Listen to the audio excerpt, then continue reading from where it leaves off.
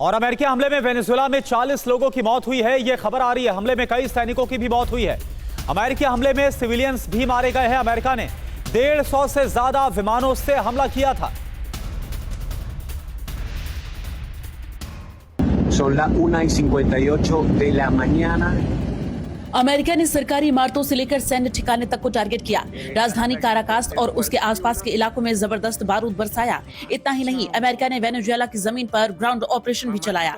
राजधानी काराकास अमेरिकी जवानों ने वेनेजुएला के राष्ट्रपति मादुरो का अपहरण कर लिया। वेनेजुएला पर अमेरिका का यह हमला कितना बड़ा था, इसका अंदाजा इस बात से लगाया जा सकता है कि ऑपरेशन में यूएस आर्मी की तीनों विंग शामिल थी, यानी एयरफोर्स, ग्राउंड फोर्स और नेवल फोर्स का संयुक्त ऑपरेशन था, जिसने वेनेजुएला को महज कुछ ही घंटे में ही घुटनों पर ला दिया। अमेरिका ने वेनेजुएला में चुन चुन कर टारगेट्स पर हमले किए। अलग अलग शहरों में आग और धुएं का गुब्बार उठता नजर आया। हमले के बाद काराकास में कई जगहों पर भगदड़ मच गई। बंदरगाहों पर मौजूद कई जहाज तबाह हो गए। ट्यूना फोर्ट मिलिट्री कॉम्प्लेक्स पर एयर स्ट्राइक की गई। अमेरिकी हमले में इमारत के बड़े हिस्से को नुकसान पहुंचा है। काराकास में एक सैन्य म्यूजियम को टारगेट किया गया, जहां पूर्व राष्ट्रपति ह्यूगो चावेज की कब्र मौजूद थी। और निकोलस मादुरो पर डोनाल्ड ट्रंप का बड़ा बयान आ गया है। मैंने मादुरो को सरेंडर के लिए कहा था, अब मादुरो को पछतावा हो रहा है।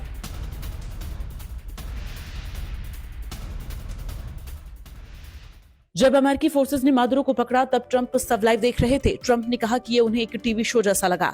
ट्रंप ने बताया कि मादुरो और उनकी पत्नी को गिरफ्तार करने के बाद एक हेलीकॉप्टर से शिप पर लाया गया और फिर अमेरिका, अब उन पर केस चलेगा।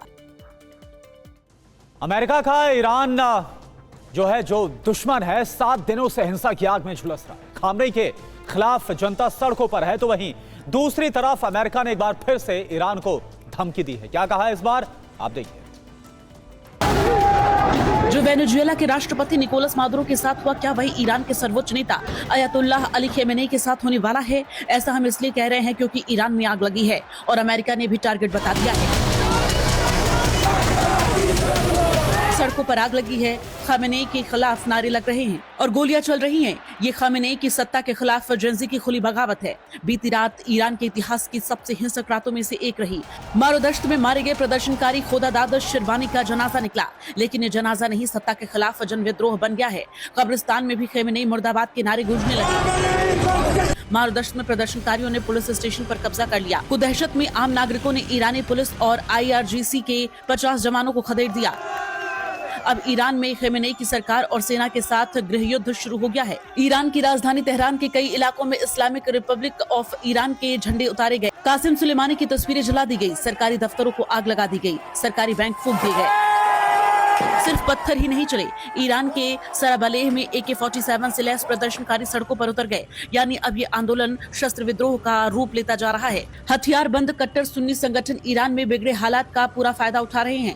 खमेनेई के खिलाफ ईरान का निर्वासित शहजादा खुलकर मैदान में उतर चुका है। रेजा पहलवी ने खुला ऐलान किया है कि इस शासन का अंत ही समाधान है। उधर ट्रंप ने एक बार फिर ईरान को धमकी दी है। अमेरिकी सीनेट अयतुल्लाह के खिलाफ खुलकर खड़ी है। तो क्या अब अमेरिका ईरान में भी वेनेजुएला जैसे स्ट्राइक करने वाला है? और अमेरिकी हमले में वेनेजुएला में 40 लोगों की मौत हुई है। यह खबर आ रही है। हमले में कई सैनिकों की भी मौत हुई है। अमेरिकी हमले में सिविलियंस भी मारे गए हैं। अमेरिका ने 150 से ज्यादा विमानों से हमला किया था। Son las 1:58 de la mañana. America ने सरकारी इमारतों से लेकर सैन्य ठिकाने तक को टारगेट किया। राजधानी काराकास और उसके आसपास के इलाकों में जबरदस्त बारूद बरसाया। इतना ही नहीं, अमेरिका ने वेनेजुएला की जमीन पर ग्राउंड ऑपरेशन भी चलाया। राजधानी काराकास अमेरिकी जवानों ने वेनेजुएला के राष्ट्रपति मादुरो का अपहरण कर लिया। वेनेजुएला पर अमेरिका का यह हमला कितना बड़ा था, इसका अंदाजा इस बात से लगाया जा सकता है कि ऑपरेशन में यूएस आर्मी की तीनों विंग शामिल थी, यानी एयरफोर्स, ग्राउंड फोर्स और नेवल फोर्स का संयुक्त ऑपरेशन था, जिसने वेनेजुएला को महज कुछ ही घंटे में ही घुटनों पर ला दिया। अमेरिका ने वेनेजुएला में चुन चुन कर टारगेट्स पर हमले किए। अलग अलग शहरों में आग और धुएं का गुब्बार उठता नजर आया। हमले के बाद काराकास में कई जगहों पर भगदड़ मच गई। बंदरगाहों पर मौजूद कई जहाज तबाह हो गए। ट्यूना फोर्ट मिलिट्री कॉम्प्लेक्स पर एयर स्ट्राइक की गई। अमेरिकी हमले में इमारत के बड़े हिस्से को नुकसान पहुंचा है। काराकास में एक सैन्य म्यूजियम को टारगेट किया गया, जहां पूर्व राष्ट्रपति ह्यूगो चावेज की कब्र मौजूद थी।